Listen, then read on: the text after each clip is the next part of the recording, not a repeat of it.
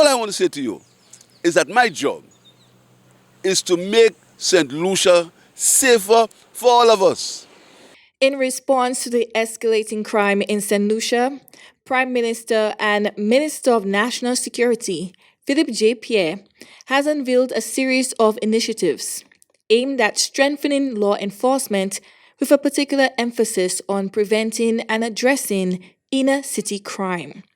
Last week, 79 new police recruits were introduced into the force, and the government has committed to adding another 80 recruits by June 2025, with the possibility of an additional 80 joining by January 2026. 9 new recruits came out, were put in the system this week.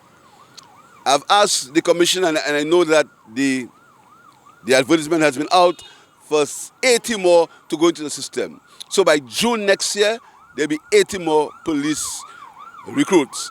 And we're looking to see if we can probably do another 80. If we can do another 80 in January 2026, another 80, so we can have about 240 new policemen in the system. In addition to bolstering the police force, the government plans to roll out a specialized Rangers program.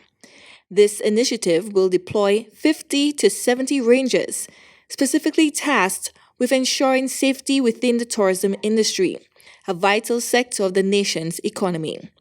The administration aims to enlist a total of 300 new officers by the end of 2026. While acknowledging that these measures may not fully meet the nation's security needs, Prime Minister Pierre stated that this is the maximum the country can afford at this time. We are implementing the Rangers program. We're going to put between 50 and 70 more Rangers on the streets, with particular reference to the tourism industry.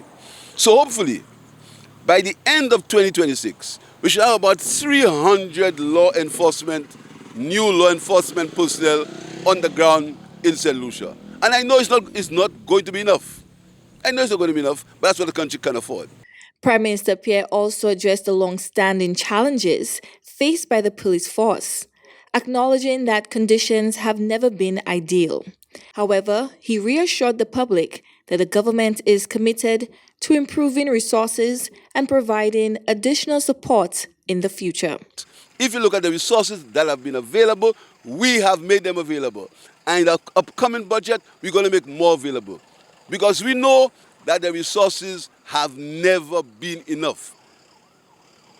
He concluded by stating that the government will provide whatever resources it can afford. Chloe Dantes, NBC Prime.